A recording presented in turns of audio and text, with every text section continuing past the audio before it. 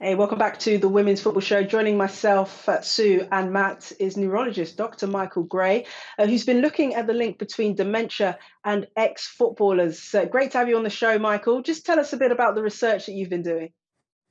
Thank you. Well, we've started something called the SCORES project, which is the idea is to look at neurodegeneration in people who are older. So we're looking at people over 40, former professional footballers, both women and men, and we're basically looking at the rate of change of brain health as they go on. So it's a study currently over 10 years. We hope to extend it longer than that. And the idea is essentially that as we get older, our brain health declines. The question we're asking, is that different in people who have played professional football? Okay, so what does your research show you so far? Well, we've just started the study, really. The first bit of data collection has been happening over the last month. And one of the reasons I'm so interested to speak with you on the Women's Football Show is that we need more women in the study. This is, we think, just as much a problem, possibly even more, for women compared with men. Okay, so far as I'm aware, this is what we kind of know as the current state of play on dementia and football. So, ex professional players are 3.5 times more likely to die of dementia. However, there's no definitive evidence, as far as we're aware, that heading a ball causes dementia. 61% of people who have dementia in the UK currently are female. Exercise is one of the best ways to reduce your risk of dementia. Now, you've mentioned there that there's no women in your study, but you fear that female footballers may be at greater risk than male footballers. Why do you think that? So there are a number of reasons. One is the statistic that you have up there. So we know that women are more likely to get dementia than are men. Now, part of that statistic that you showed is because women live longer than men. So that explains some of it, but it doesn't explain all of it. So there is definitely a sex difference. We also know if you look at the actual damage that's being occurred, we call this the subconcussive insults.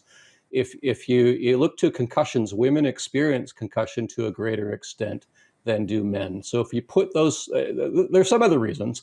We know, for example, there's good research now that's suggesting that women are more at danger of this type of brain injury, just depending on the time of the month, because of hormonal changes.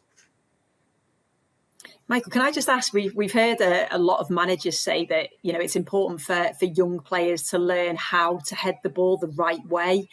Does it matter what part of your head you head it with, or is it just a case of the repetition, so the amount of times you head it?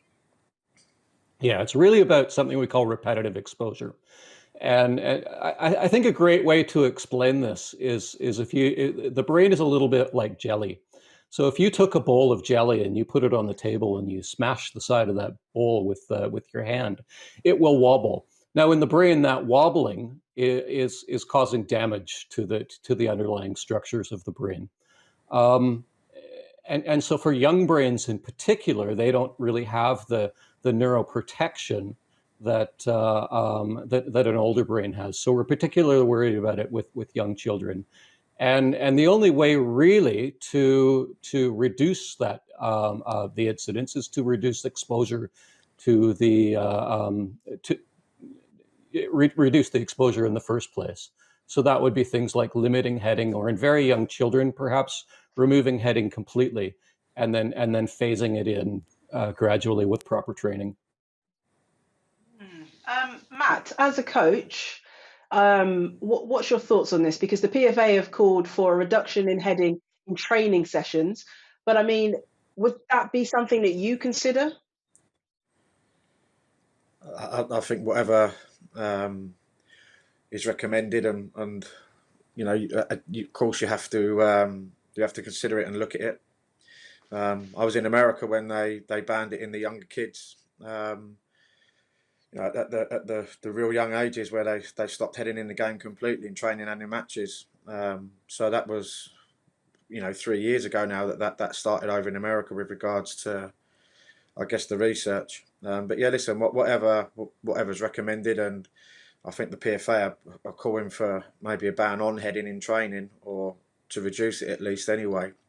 I guess one thing most coaches probably would maybe want to know is, is there a specific ball, or is there a specific weight of the ball that maybe could reduce that as well? Because obviously it is a fundamental part of the game, especially if you look at the data around the amount of goals that are scored from crosses and set plays especially in the WSL as an example. So for us there, at West Ham, they were a fundamental part of our training, finishing from crosses and working on set plays. Totally. Imagine telling Gilly Flaherty that she can't head the ball. Dr. Michael, what do you think? Is there a way that you can reduce the weight of the ball? Does that help? Sure, and these types of things are being looked at. One of the big red herring issues is this notion that it was only a problem with the old heavy leather balls. There are a lot of reasons why that's just wrong. But decreasing the pressure in the ball is something that's currently being looked at.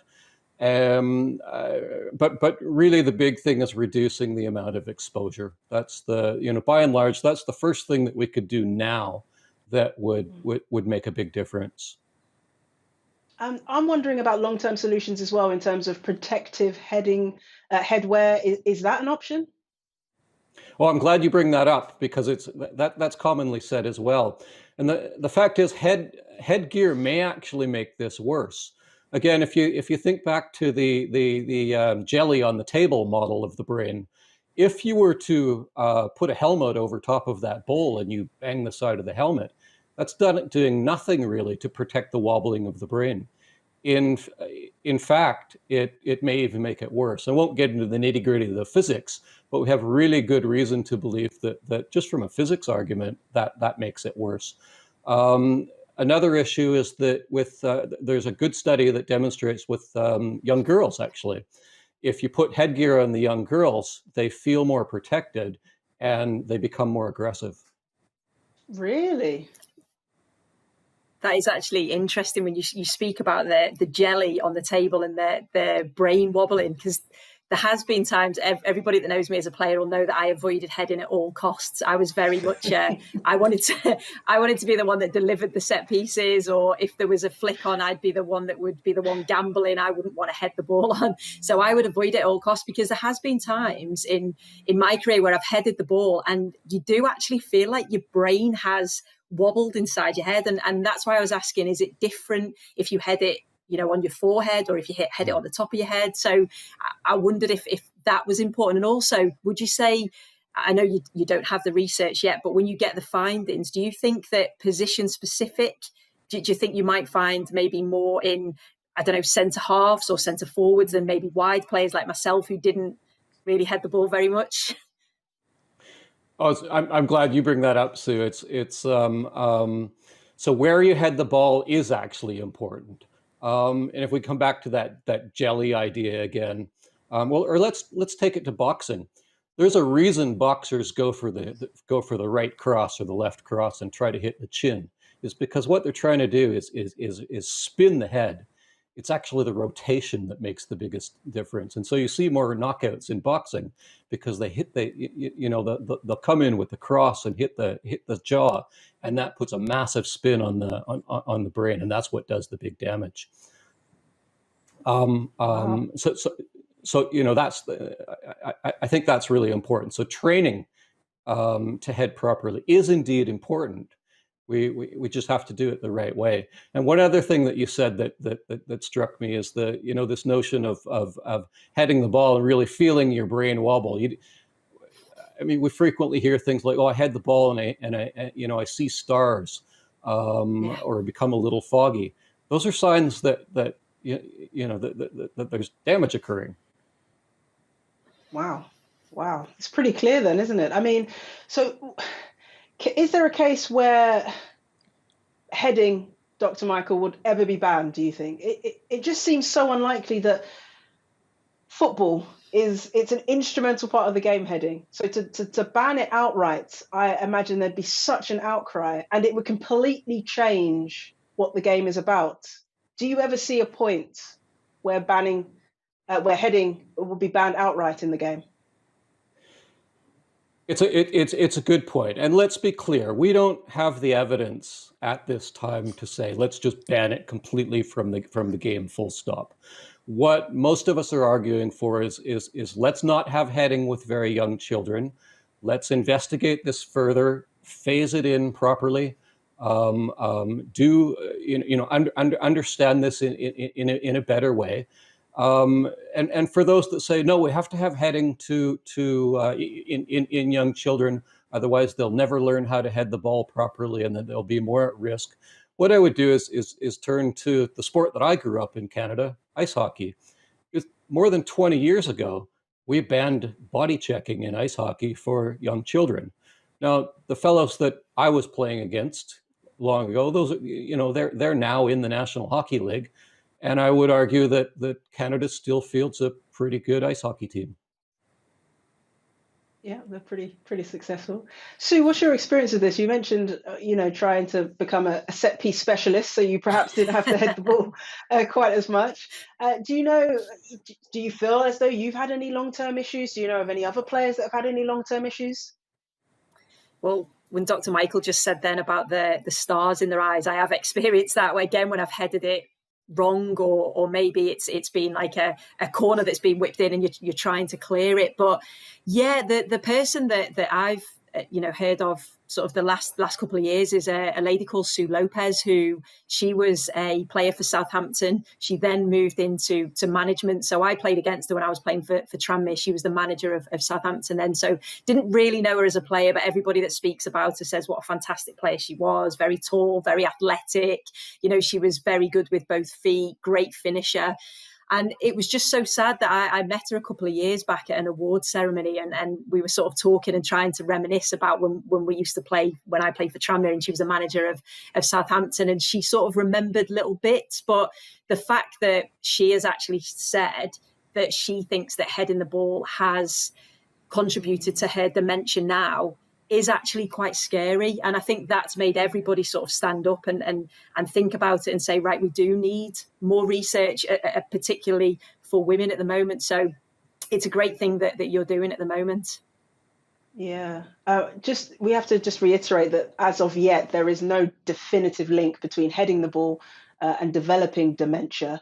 But I mean, Matt, for you as a coach, how difficult would it be if research came out and, heading had to be taken away? As a coach, how do you tell your players that? And how difficult would it be for them to change the way they play the game?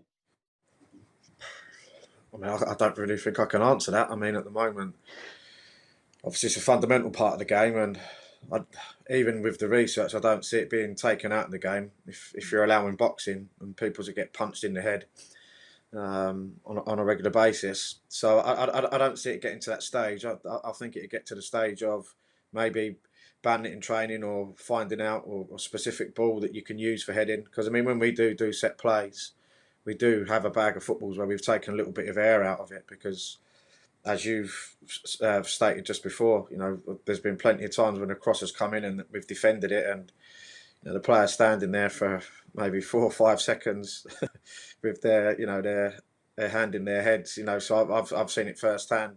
Just of late. So we've just got to get the research done and see what it brings. Obviously it's a worrying issue, and hopefully that you could get as many female footballers as you can, for your study.